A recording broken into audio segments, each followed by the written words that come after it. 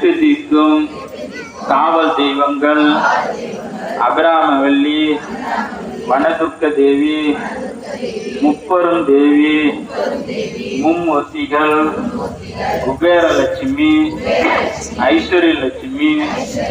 வாஸ்து Grahalakshmi, Bhumadevi, Swarnalakshmi, Annalakshmi, Adilakshmi, Dhanyalakshmi, தைரியலட்சுமி, Santhanalakshmi, Gajalakshmi, Vijayalakshmi, Vidyalakshmi, Dhanalakshmi, Dhanyalakshmi, Mahalakshmi,